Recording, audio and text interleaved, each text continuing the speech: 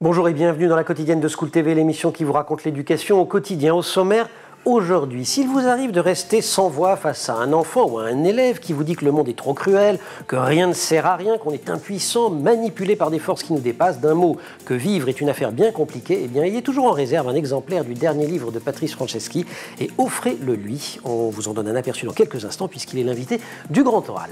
L'Anti-Sèche de Guillaume Buol. L'Anti-Sèche, vous le savez, c'est la façon dont l'actualité résonne dans les programmes. Programme d'art plastique aujourd'hui à l'occasion des 70 ans de la disparition du peintre Henri Matisse. Et puis rendez-vous comme chaque semaine avec Célie Luton. On pousse les portes de la librairie aujourd'hui pour un spécial Halloween. C'est d'actualité, la quotidienne de School TV, c'est maintenant. C'est parti, Grand Oral.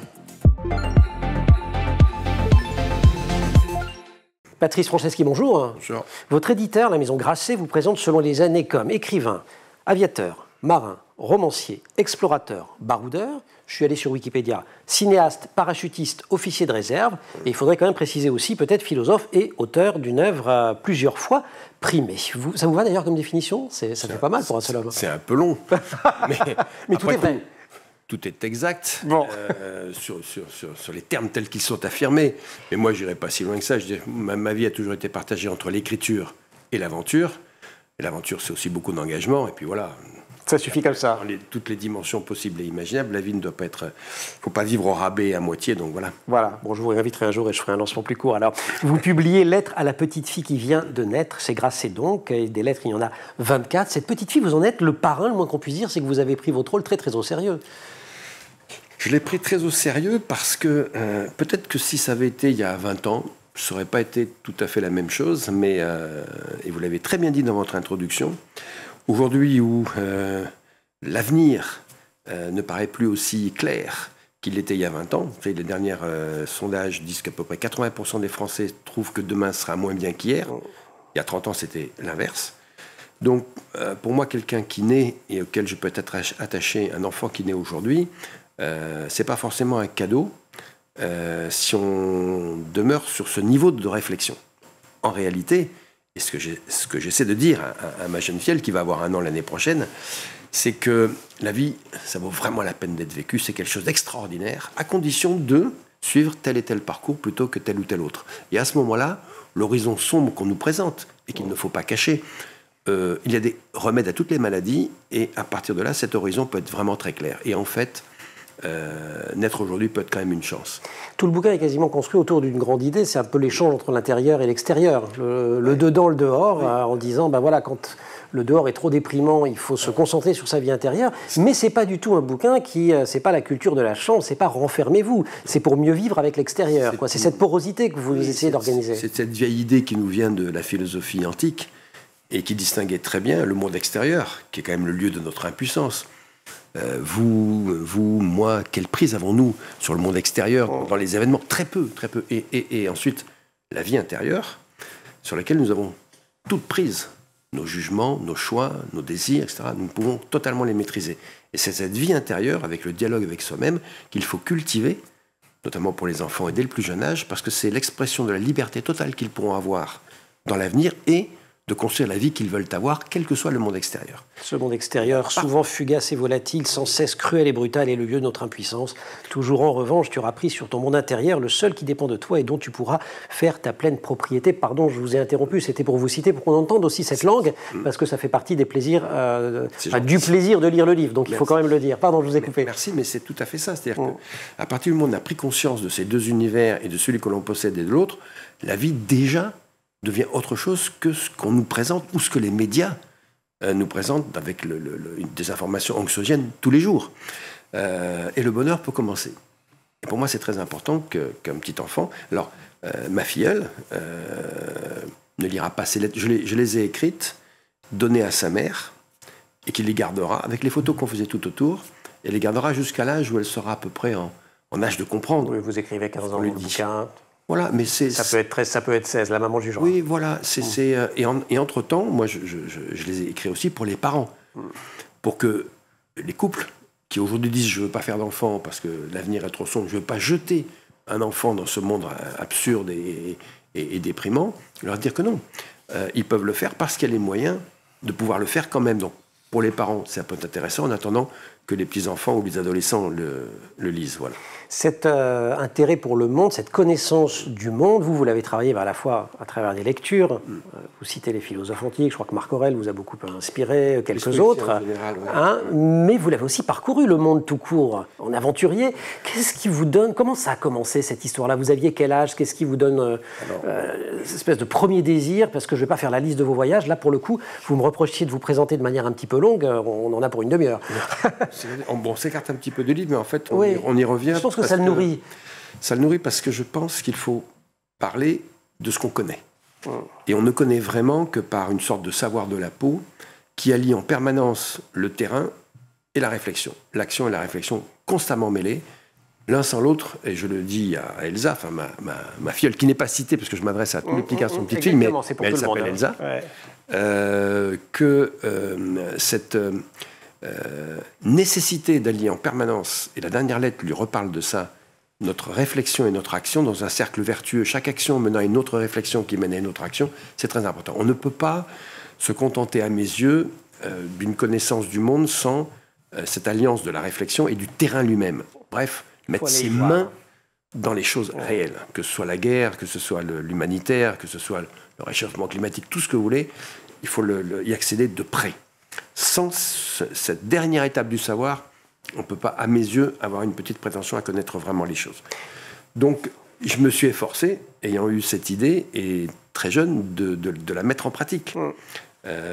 Et ça m'a toujours fasciné de comparer ce que je pouvais apprendre de manière académique et ce que je pouvais vérifier de manière en allant au bout du monde. Expérimentale, les mains dans le cambouis, si je puis dire. Et parfois ça marchait, parfois ça ne marchait pas. Et quand ça ne marchait pas, il fallait refaire. Exemple sur la nature humaine, sur ce que, par exemple, on nous disait. J'ai beaucoup vécu avec des pygmées, les Indiens, etc. Avec au début un préjugé qui était qu'ils étaient meilleurs que nous parce que c'était le bon sauvage, tout ce qu'on voulait, jusqu'à m'apercevoir qu'en fait, ils étaient exactement comme nous, menés par les mêmes choses, les passions et l'intérêt. Qu'après, ça avait des conséquences différentes parce que c'est pas les mêmes systèmes et tout ça, mais en fait, c'était les mêmes. Et je trouvais ça encore plus rassurant. Qu'un pygmée, un papoussard me ressemble et que moi je lui ressemble, plutôt que d'être deux mondes complètement séparés. Mais je pourrais multiplier sur la guerre, etc. C'est une rencontre de l'humanité. Avec un grand H, de ce qui nous unit, l'universel. Voilà, et puis les trois grandes questions, à mes yeux, philosophiques de la vie que chacun doit se poser, et que je le dis aussi à Elsa, c'est que le monde, comment ça marche vraiment? La vie, qu'est-ce que c'est réellement? Et les autres, c'est qui, précisément? Ces trois questions doivent nous habiter en permanence, et si elles nous habitent, on sort de la vie meilleur qu'on y est entré, on a appris des choses, et pas seulement intellectuellement, pas seulement physiquement, mais les deux mêlés. Voilà. Il y a beaucoup de valeurs qui traversent le livre. On va parler dans quelques secondes, si vous voulez bien, de la liberté. Je voudrais qu'on commence par le respect, qui est une valeur, un mot qui revient très souvent d'ailleurs dans la bouche des collégiens. Mais vous, quand vous parlez du respect, c'est celui qu'on doit aux autres. C'est pas celui qu'on doit attendre. Oui, parce que c'est, si vous voulez, le respect, c'est une sorte d'outil pour développer les valeurs importantes, par exemple de fraternité ou tout ce que vous voulez, ou de solidarité, sans quoi il ne peut pas y en avoir. Moi, j'ai toujours dit, par exemple, dans mon attitude personnelle, je veux parler à des présidents de la République ou à des clochards ou des papous de la même manière, à travers ce qu'ils sont humainement, et même en fonction de ce qu'ils sont humainement, en bien ou en mal, je parlerai avec plus ou moins de respect, et pas forcément aux puissants. Donc si ça se trouve, un petit peu plus pour le clochard que pour le président. Et ça peut arriver très fréquemment. Mais ça, c'est important, et que le respect qu'on donne à l'autre, c'est qu'il doit se sentir dans ce que vous faites et dans ce que vous dites, ce que en lui-même, il se sent être, vraiment. À partir de là, tout devient possible. Je l'ai expérimenté de manière d'ailleurs très, comment dirais-je, non théorisée au départ, en devant vivre et me faire accepter d'un tas de... Moi, j'ai passé la plupart... L'essentiel de mon existence dans des sociétés autres que la mienne. Et donc, se faire accepter par des gens, au début, on ne sait pas comment on fait. Puis on s'aperçoit que le respect et l'intérêt qu'on porte aux autres permet à ce moment-là d'entrer et de pénétrer à l'intérieur de sociétés qui vous auraient rejeté autrement. Lettre à la petite fille qui vient de naître, l'ouvrage est signé Patrice Franceschi, vient de sortir chez Grasset. On va parler de la liberté dans quelques instants, autre valeur fondatrice qu'on retrouve dans le bouquin, mais c'est l'heure de l'anti-sèche. On retrouve donc Guillaume Buand. Guillaume, bonjour. Bonjour Emmanuel. On prend un tout petit peu d'avance avec cette chronique puisque notre actu, elle est dans 2 jours. Ouais. Ce sera les 70 ans de la mort du peintre Henri Matisse. L'occasion de revenir sur sa vie, son œuvre. Matisse qu'on croise beaucoup dans les programmes, notamment d'art plastique. Effectivement, et on prendra la direction de Nice également en fin de chronique. Mais pour l'heure, eh bien, Henri Matisse est né le 31 décembre 1869. C'est le fils d'un marchand de graines. Et sa mère était peintre amatrice. Il a commencé sa vie d'ailleurs en tant que clerc de notaire. Et à 20 ans, à la suite d'une crise d'appendicite, il est contraint de rester alité pendant plusieurs semaines.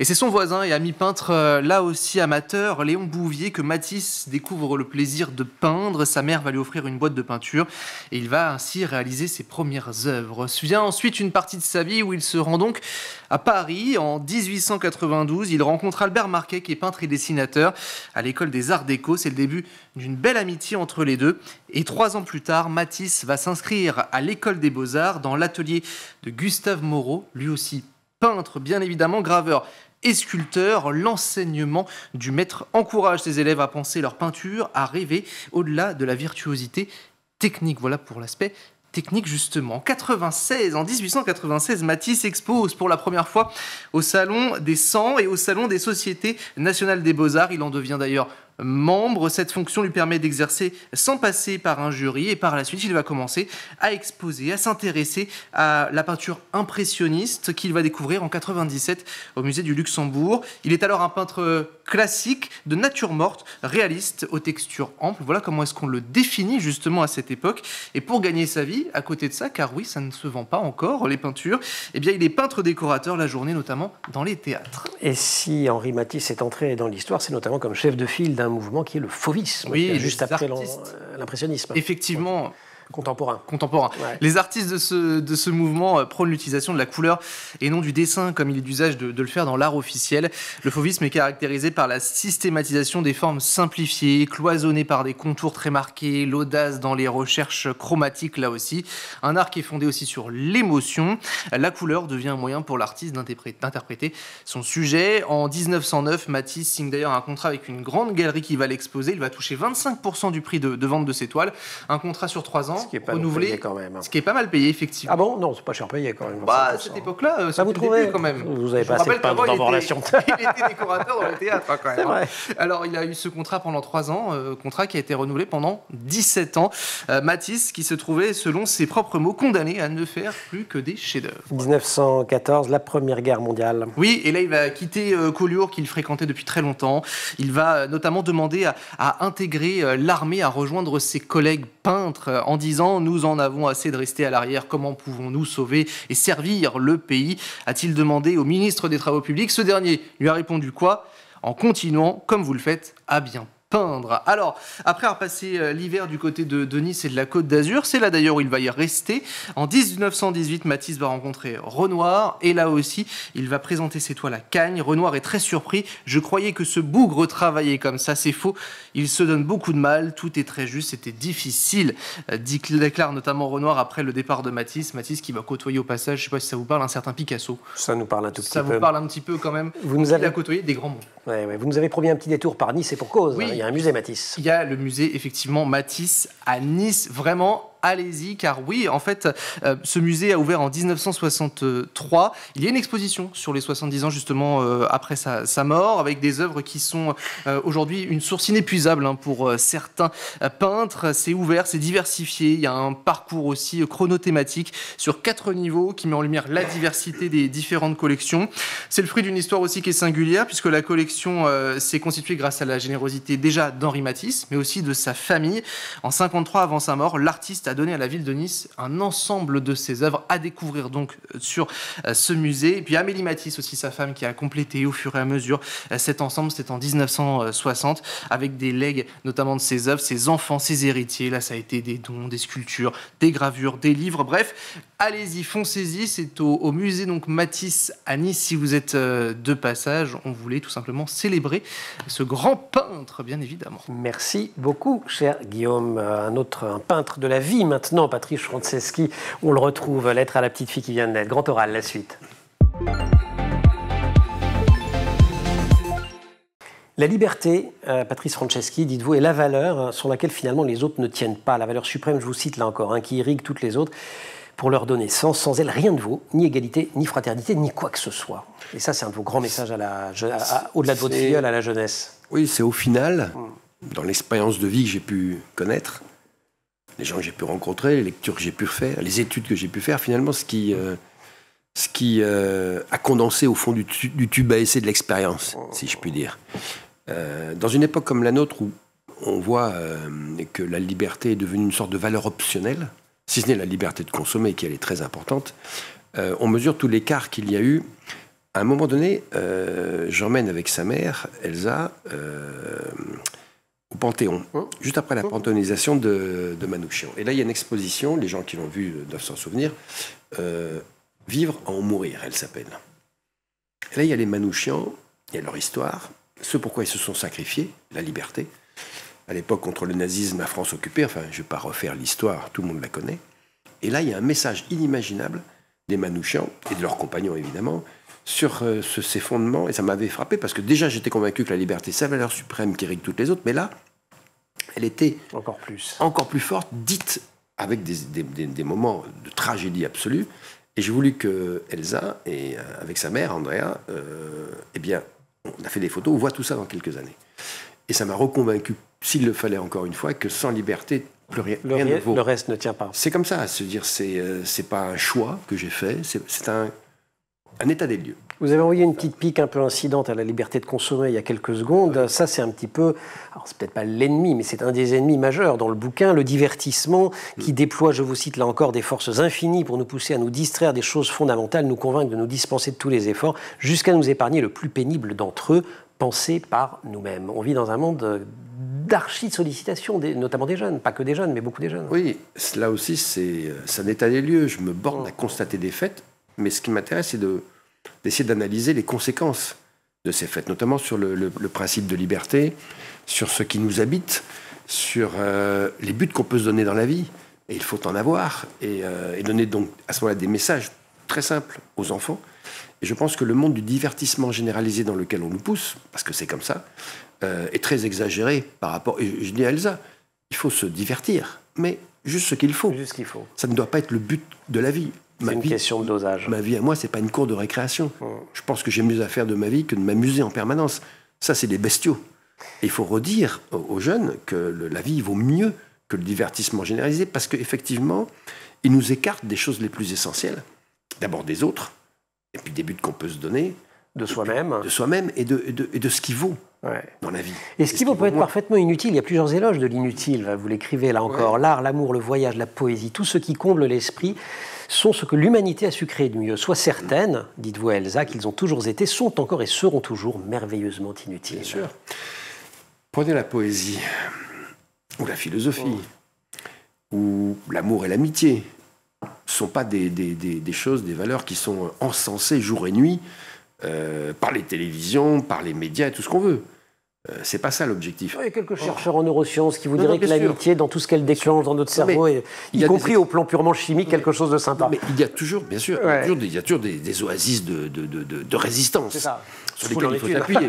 Et j'essaie d'être une oasis de résistance. Il y en a plein, en réalité. Ouais. Mais ce n'est pas la majorité. Ce n'est pas l'air du temps. Ce n'est pas le mainstream de la pensée, comme on dit.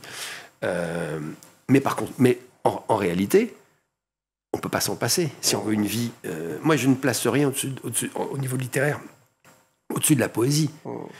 Et pour moi, une vie sans poésie, c'est une vie amputée. C'est une vie qu'il y manque quelque chose. Il faut redire ça. D'autant plus qu'encore une fois, tout ce que je dis à ma filleule, et à tous les petits garçons et petites filles qui naissent aujourd'hui, c'est que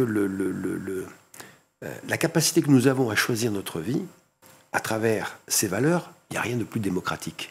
C'est-à-dire qu'il vaut mieux, si on a la préférence, comme je le dis, je leur dis, des biens de l'esprit sur les biens matériels, toutes les frustrations de la vie disparaissent. On parle de 3 frustrations, effectivement. Et cela ne coûte rien, et ce n'est donc pas une question à ce moment-là de niveau social ou quoi que ce soit, pour accéder à cette réelle vie qui vaut la peine d'être vécu. Patrice Franceschi, dans Le Monde, Roger Paul Droit cite Marc Aurèle et les Lettres à Lucius de Sénèque. Vous l'avez lu. Vos sources d'inspiration.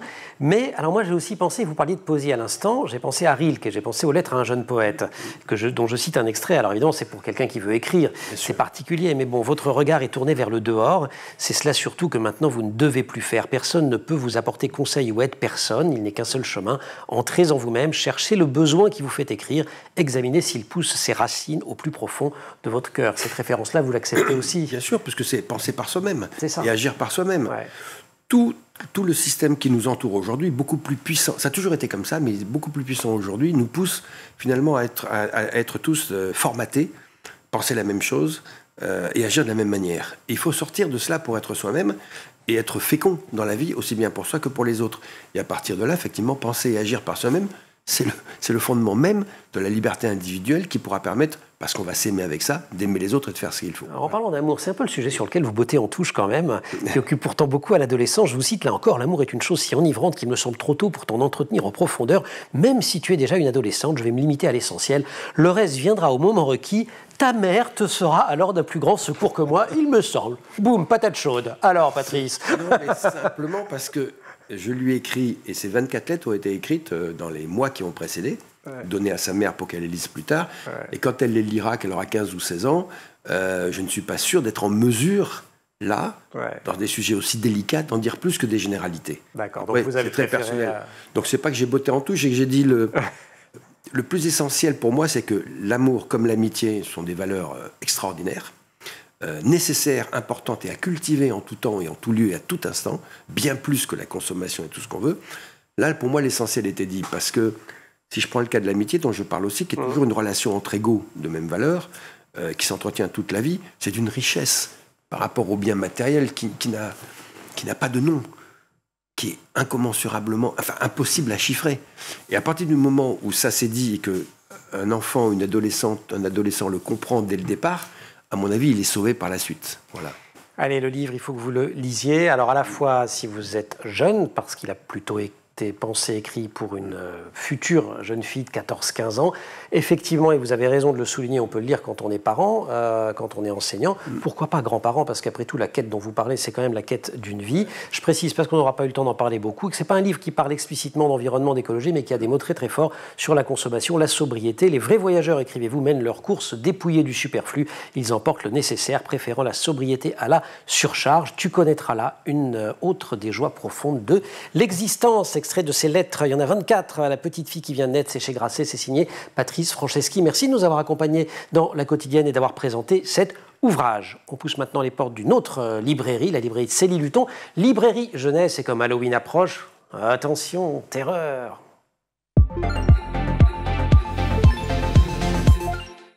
Et Halloween joue les prolongations dans la librairie. Aujourd'hui, Célie, bonjour. Bonjour Emmanuel. Sur les rayons de la librairie, des bonnes ambiances Toussaint, les morts, tous ces trucs-là. Oui, c'est un Je regardais avec les titres dont vous avez parlé. Le crâne, les fantômes, lune froide sur Babylone, c'est effrayant. J'avais envie, oui. Vous aviez envie? Ah oui, refroidir l'atmosphère. Ça y est, on rentre dans l'hiver. D'accord. C'est course-poursuite. Génial. On commence avec le crâne. Jon Klassen. Oui, ça c'est à l'école des loisirs. C'est une jeune fille, donc Otia, au départ de l'histoire. Donc c'est un conte en plusieurs chapitres. Elle court, elle fuit. On ne sait pas ce qu'elle fuit, mais elle va faire la rencontre d'un crâne. Et pas un squelette. Juste ce crâne. Et il est mignon, il est drôle. Lui aussi, il fuit quelque chose, on ne sait pas.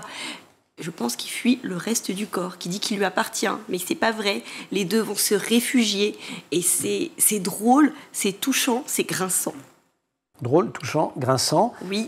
Superbement illustré, oui. Et très bien écrit aussi. Oui. À partir de quel âge? Eh ben, j'attendais cette question. Moi, je dirais à partir de 8-9 ans. Pour les enfants qui ont envie de frissonner un petit peu, mais sans non plus partir des... Donc là, vous allez vraiment, quand vous allez dans les librairies, vous parlez, alors si vous allez dans la librairie des enfants, Paris 17e, vous parlez avec Céline, mais si vous parlez avec les libraires surtout, parce que vous voyez, quand on regarde un bouquin comme ça, on se dit, bon, il n'y a pas beaucoup de textes, il y a des dessins, c'est pour les petits. Non, en fait, tout dépend du niveau de langue. Ah oui. Tout dépend aussi de la manière dont l'image et le texte jouent ensemble. Il y a un travail d'auteur et d'éditeur qui est fait en amont que, oui, on peut passer à côté de certaines choses si on n'est pas attentif. En tout cas, très très bel ouvrage, c'est la collection Pastel des éditions de l'École des loisirs, Le crâne de Jon Klassen. Deuxième ouvrage, oui. Les fantômes, c'est l'encyclopédie du merveilleux, signé Sébastien Pérez, Isabelle Mazanti. Albin Michel Jeunesse. C'est une collection que j'adore. Il existe aussi les ogres et les ogresses. Mais là, les fantômes, c'est pas juste un drap blanc qui gigote de temps en temps. Voilà. On est dans ce qu'on appelle un album pour les grands. Je vois que vous êtes émerveillés. Et en fait, à chaque page que je tourne, je suis émerveillé, mais je vais vous en faire profiter. Regardez-moi comment ça claque. Voilà. C'est absolument extraordinaire. Et je vais prendre au pif. Hein, ça, voilà. sans là, réaliser, sans trucage. Et là, paf. Voilà. Et à chaque image est une histoire et un... Vous avez les fantômes vengeurs, les fantômes comme moyen de transport, vous avez les fantômes protecteurs, les fantômes animaux. Tout est détaillé à la manière d'un documentaire, donc avec le sérieux encyclopédique qu'on pourrait donner à une encyclopédie. Voilà, à des faits véridiques. Et là, pourquoi pas? Et si on se donnait le droit de traiter les fantômes comme quelque chose qui existe? Moi, j'y crois. Hein. Comment ça, comme quelque chose qui existe? Oui, moi, j'y crois. Pas. Oui, si, vous êtes oui, bien sûr. Quel âge, là encore? C'est pour les assez grands, quand même. J'aimerais bien qu'on lise en autonomie celui-ci à partir de 10-11 ans. Parce que si vous lisez une phrase, vous dites « Ah oui, quand même, c'est pas de la première lecture. Hein. » Non, c'est pas de la première lecture. Voilà, j'aimais beaucoup l'autostoppeuse fantôme. Je vous la montre aussi. Regardez comme elle est belle. Oh, oui. Elle fait un petit peu peur. Et ça commence 5 décembre 2022. C'était une soirée bien spéciale, celle du 22e anniversaire de leur rencontre. Pour l'occasion, les deux amoureux avaient fait une folie et dîné dans un restaurant étoilé. Et ça se gâte après. Voilà. Lune froide sur Babylone. Oui. Alors, chez Monsieur Toussaint Louverture. Oui. Vous avez déjà lu des livres de Michael McDowell? Non, mais c'est pas le scénariste de Blackwater? C'est ça, c'est une 6 tomes Blackwater. Puis après, il y a eu Les Aiguilles Creuses où on va être dans un thriller. Cathy, on va être un peu plus vers de l'horreur. Et là, on est clairement dans un roman horrifique. On pourrait lire du Stephen King. D'accord. C'est tellement agréable à lire, ça se lit comme du petit lait. Oui, avant de dire tout ce qu'il va y avoir d'horrible, on peut admirer que c'est beau, c'est joliment écrit. Les phrases sont simples. Alors oui, des fois, ce qu'il dit, c'est... Non, tout le temps, c'est affreux. Moi, le prologue, je me suis posé la question, est-ce que je vais le lire? Et la réponse est oui, parce que j'ai envie de le conseiller aux lycéens. Aux lycéens qui ont envie de quitter la littérature ado, sans pour autant m'oublier, et aller dans la littérature adulte. Dans la série Blackwater, vous avez La rivière, la Perdido. Dans ce roman, vous avez le Styx. Le Styx qui... La rivière dans un schéma mythologique, oui, c'est ça. Alors, là, c'était le fleuve des enfers. Ouais, c'est ça. Là, c'est une rivière qui... c'est presque un personnage. C'est presque un personnage. Johan nagea jusqu'à la rive, se mit à ramper et tomba dans les sables mouvants qui, aux abords du Styx, étaient aussi communs que les sangsues. Elle était en train d'avoir la trouille. Était aussi commun que les sangsues. Elle fut lentement aspirée et ne cessa de crier le prénom de son mari, mais toutes ses forces l'abandonnèrent lorsqu'elle l'aperçut remonter soudain à l'air libre et osciller entre les poissons morts, sa tête rejetée en arrière, les yeux grands ouverts, et l'un des serpents. Oui, voilà. Et l'un des serpents en train de se frayer un chemin dans sa bouche béante, c'est dégueulasse. Vous allez le dire. Je l'ai dit. Alors, pour la situation initiale, vous avez bien fait de le dire, un couple va disparaître dans le Styx, laissant une jeune fille orpheline. Et le roman commence par sa disparition à elle, et sa grand-mère va tout faire pour la retrouver. Plus la famille est dysfonctionnelle en plus... Plus c'est drôle. J'allais dire addictif dans le roman, mais mieux c'est du McDowell tout craché. 430 pages, écrites en petits caractères. En tout cas, c'est un page-turner et ça vous a beaucoup accroché. Merci beaucoup, Célie, pour ces prolongations d'Halloween. On continue avec le frisson. Lune froide sur Babylone, Michael McDowell, c'est chez Monsieur Toussaint Louverture. Cette encyclopédie du merveilleux qui est tout aussi merveilleuse. Les fantômes de Sébastien Pérez et Isabelle Mazanti chez Albin Michel Jeunesse et Le crâne de Jon Klassen, collection pastel de l'École des loisirs. Merci beaucoup. Avec plaisir. Merci beaucoup aussi à toute l'équipe de l'émission. Laure Audemont au maquillage, Marine Plantec et Dylan Colère pour la préparation de l'émission, qui en régie aujourd'hui sont avec au son Saïd Mamou et à la réalisation Romain Luc. Vous restez sur School TV, vous nous retrouvez nous en permanence sur Internet et sur les réseaux sociaux. Vous retrouvez même le Grand Oral en version audio sur toutes les plateformes de podcast.